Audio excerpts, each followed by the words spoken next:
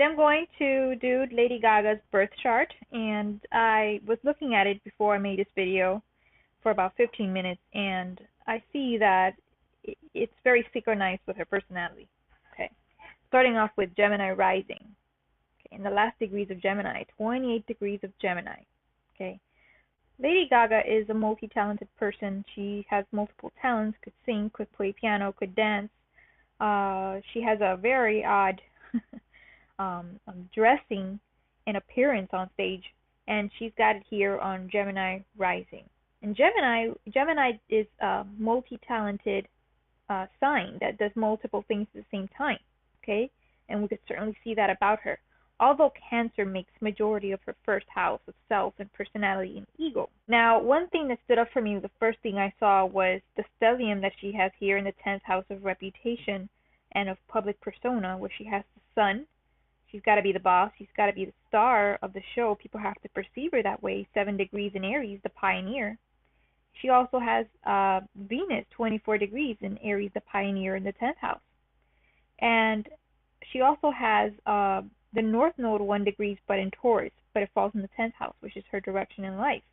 You know, heading to be famous, heading to be very well known. Now, having Venus here in Aries in the 10th house signifies that she's a pioneer when it comes to fashion. Okay, she needs to be the first one to put up an idea and put some fashion out there that people would be like, oh, you know, we saw it first on her, because Aries is the first sign. Aries likes to be first in inventing things and being known for things.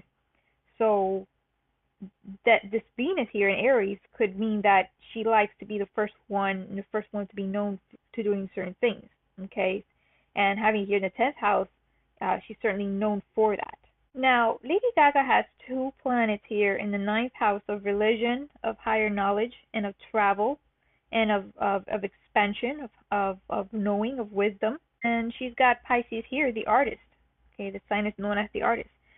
She also has Jupiter, the ruler of Pisces, or the co-ruler of Pisces, because Neptune also rules Pisces, or the primary ruler of Pisces. But Jupiter also rules Pisces, as well as Sagittarius.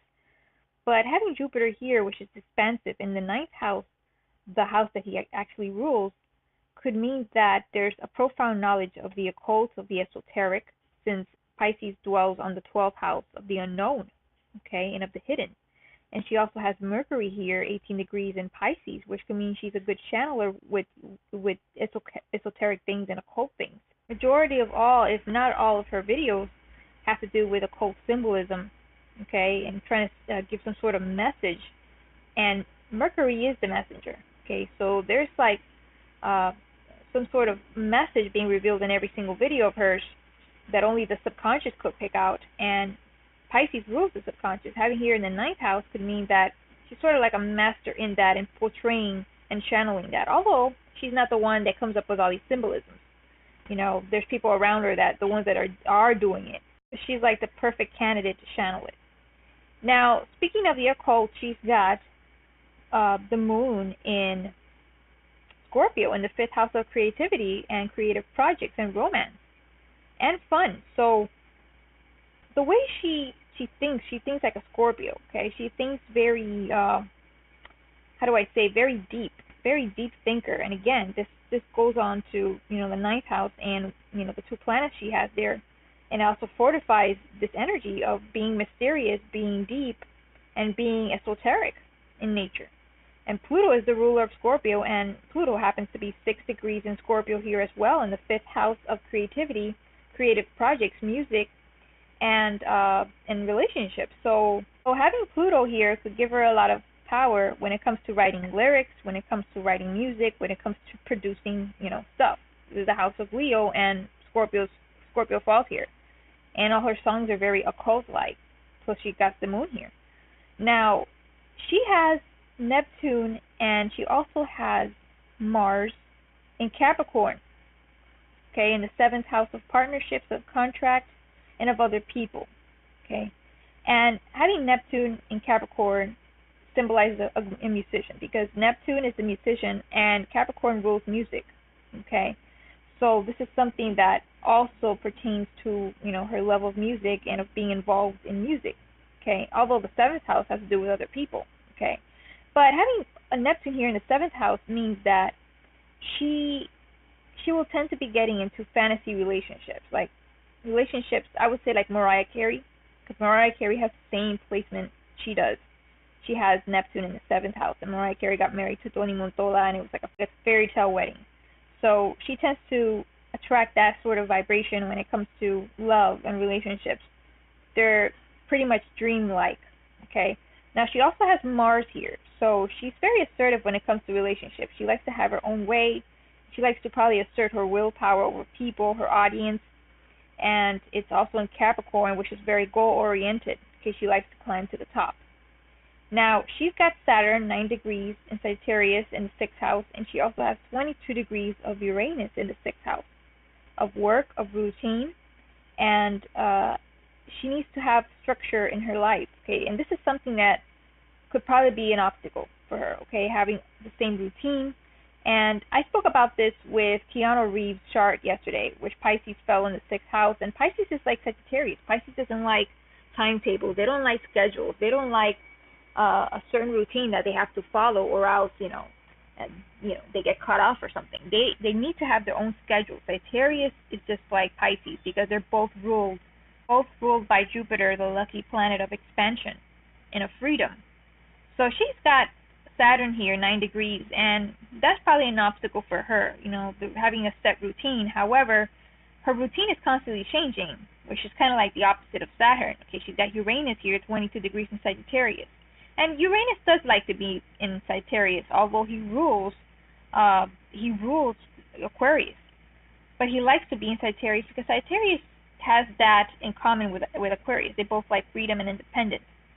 So having Uranus here in the sixth house of schedule and of routine and health could symbolize that schedule could change at any given moment, especially with the career that she's taken, which is music. Now, Uranus is actually semi-trining Venus in the 10th house of reputation and career. So the changes that go on here in the sixth house of routine and schedule is actually beneficial to Venus, 24 degrees in Aries in the 10th house of reputation, of how she's known and how she's liked by the public. So I would say that this Uranus could be probably, people in backstage trying to change her look and make it look like, since Uranus rules, eccentric Aquarius.